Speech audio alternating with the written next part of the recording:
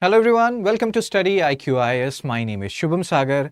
Today we will talk about a very big why. See, when you read medieval India, then what happens? In that scenario, you talk about Bhakti movement, you talk about Alvas, Nayanas, you talk about Appar, you talk about Adi Sankaracharya, his Advaita Vedanta philosophy, we talk about all these things. And one thing which emerges out of all these points which we are talking about is that everybody reaches on this particular consensus that Bhakti movement arrived first in South India, and then from South it went upwards to North India. Now the question is why? Why Bhakti movement? When we are talking about Bhakti movement, when we are talking about Alvas and Nayanas, Appar, Sankaracharya, Madhvacharya, all these people, Vishishta Advaita, Advaita. So why we are talking about Bhakti movement emerging from South India and why not from North? There are multiple reasons for it, and we have to understand all these reasons one by one. Okay, so if we talk about the first reason why Bhakti movement emerged in South India.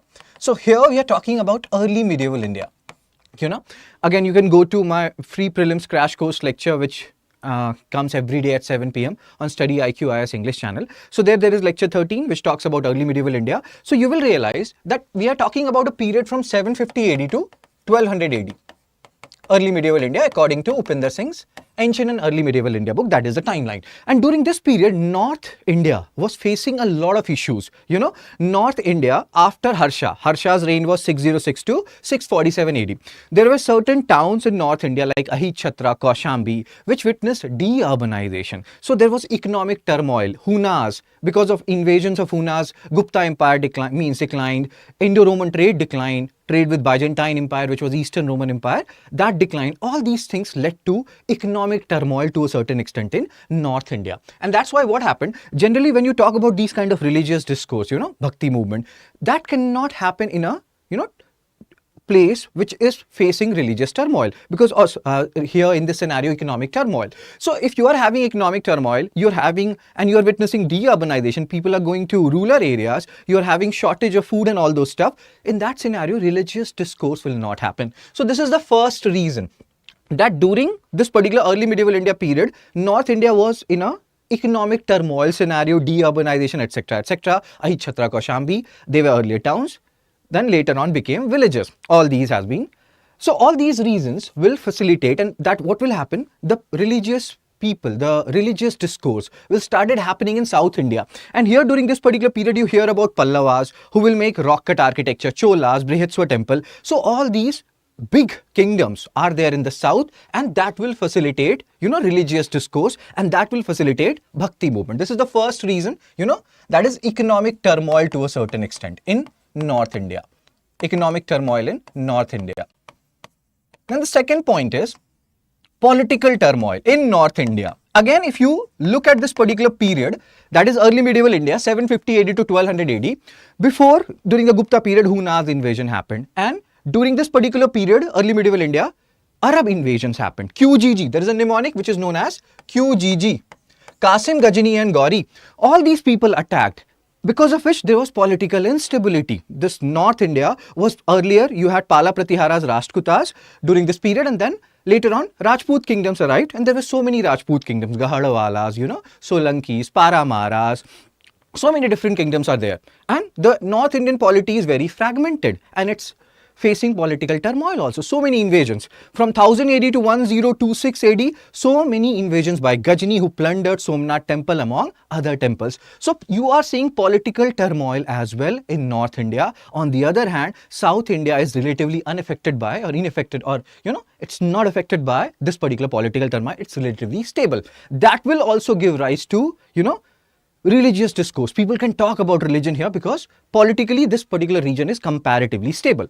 So these are two major reasons. The third reason is, if we talk about the third major reason, and this reason you cannot forget, most of the people don't know about this particular reason, or the fact that is Rajputization of North India.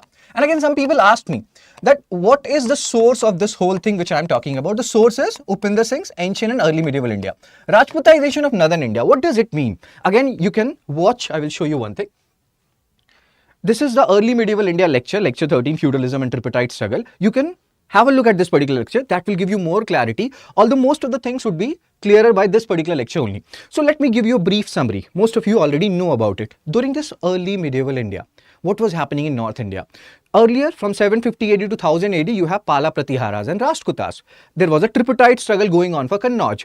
Gurjara Pratihara will win this particular tripartite struggle, but ultimately all three will be the loser because this particular struggle will weaken all three of them, Pala Pratiharas and Rashtrakutas, and finally they will break apart and Rajput kingdoms will emerge. That is, we are talking about means Gahadwalas or Chahamanas or Chauhans of Ajmer, Solankis, you have Paramaras, you have Chandelas, you have. So all these kingdoms are there.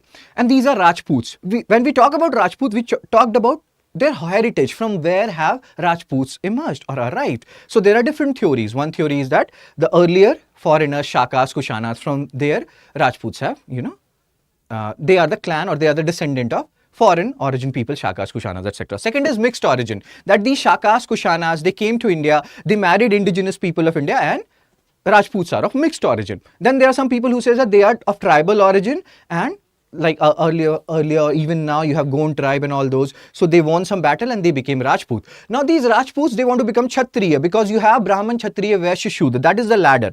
And the community which can make these Rajputs, whose origin theory we keep on talking about, the only one particular community which can make Rajputs Kshatriya is Brahmanas. And Brahmans will do different kinds of sacrifice. One very famous sacrifice is Hiranya Garbha sacrifice, in which Rajputs will take rebirth as Kshatriya, and that is also known as Kshatriyization of North India as well as Rajputization of North India. Now Rajput need Brahman to become Kshatriya, in simple words. And when we talk about Bhakti movement is a reaction against Brahmanical supremacy. And you will see this is actually very similar to 6th century BC when Buddhism and Jainism arrived as a reaction against Brahmanical supremacy. So Brahmanical supremacy will be there in North India because Rajputs need Brahmans, according to Upendra Singh's ancient and early medieval India. Because of this, what will happen? The reaction against Brahmanical supremacy, which was happening in South India, Alwar, Nainas, many of them were from lower caste, all of them were reacting that access to God should not be confined to only few people, it should be God should be accessible to all of them, or all of us rather.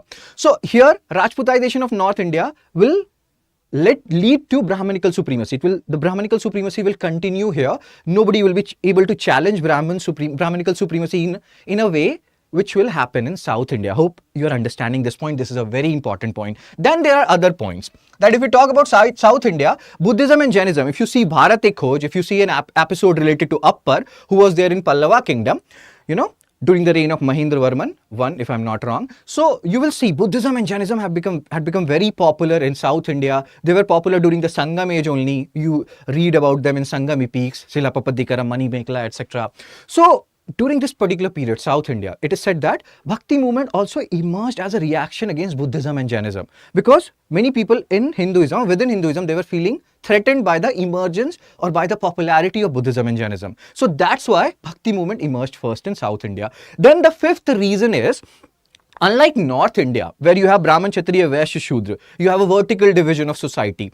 Earlier in South India, there was horizontal division of society based on which kind of land you are living in. Let's say Kurinji, Mulai, Marudam, Niyadal, Palai. There were different classifications of land, that is hilly tracts or pastoral land or agricultural tracts, which kind of land you are living in, coastal land. So based on which land you are living in, you will be given a name. Then later on, there was a vertical division of society in South India also, Brahmans and non-Brahmans. So it was said that Bhakti movement emerged as a reaction of non-Brahmins against Brahmins. So all these reasons have been given to prove the point why Bhakti movement first started in South India, then North. And you have to understand this reason because most of the people don't know about these things.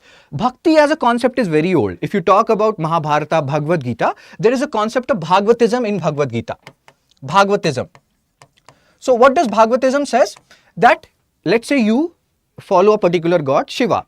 Then whatever be the bhaga of Shiva, that will become your bhaga. Bhaga means whatever will be the faith of Shiva, that will become your faith. So Bhagavatism, Bhakti as a concept is very old. But here when we are talking about Bhakti movement, We are talking about the philosophy, Advaita, etc., Sankaracharya, Appar. So it emerged in South India first. And why? After Harsha, we have talked about this thing. After Harsha, Harshvardhana, process of deurbanization and ruralization started in North India.